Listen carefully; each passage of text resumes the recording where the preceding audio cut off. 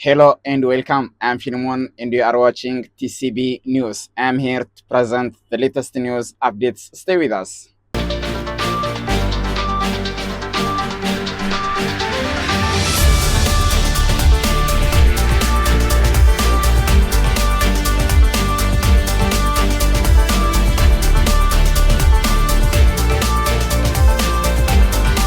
US-Iran peace talks show encouraging progress as Ukrainian drones bring war closer to Moscow.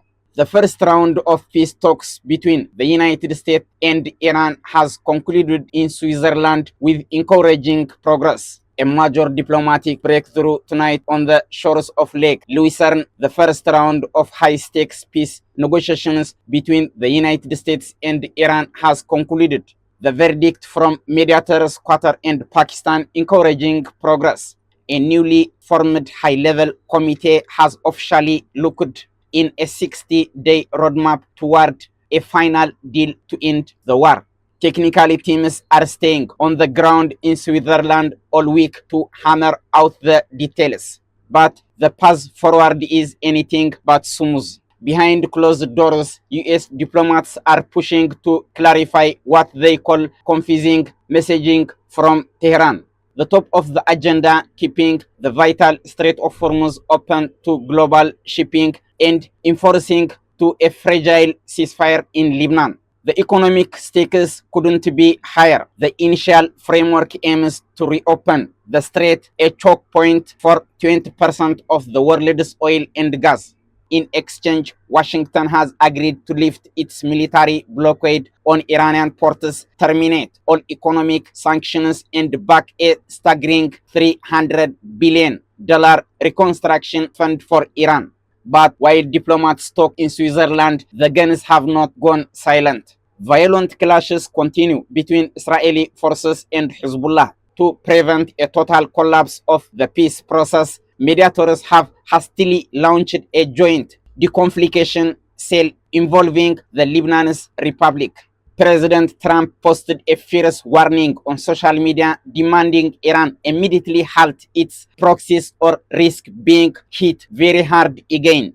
Iran's lead negotiator fired back, calling the American threats a sign of desperate situation, stating bluntly, no matter how much they talk, it is we who take action. A massive Ukrainian drone attack has struck an oil refinery in Moscow as the front line moves closer to the Russian capital. There are moments when life in Moscow feels completely normal. Thursday morning was not one of them. A massive Ukrainian drone assault, one of the largest since the full-scale invasion began, struck an oil refinery right in the capital's backyard. A giant black shroud hung over the skyline, but what was truly surreal was the reaction on the ground. Paying almost no attention to the disaster, an angler sat quietly by a pond starting out across the water.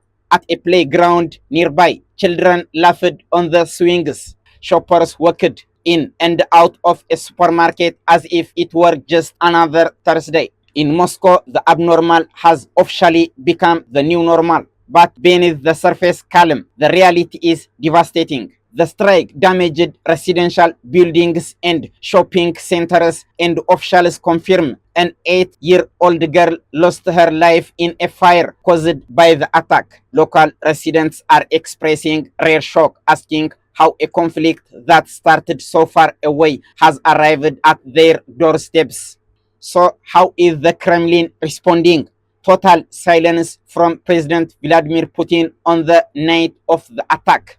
State media barely mentioned it. When newspapers finally broke the story, they ran with a strictly coordinated message. However bad it is for us, Ukrainian is suffering more. Kremlin spokesman Dmitry Peskov deflected questions, telling reporters to focus on the impressive footage of Russian strikes hitting Ukrainian infrastructure. But propaganda can't mask the economic reality. Ongoing Ukrainian long-range strikes on Russian energy infrastructure are squeezing the economy. Petrol shortages and fuel rationing are popping up across the country, and prices at the pump are climbing, with Russian newspapers openly predicating this drone strike won't be the last. Citizens are left with few options. As one local resident put it, it's our government that must decide what to do. All we can do is watch.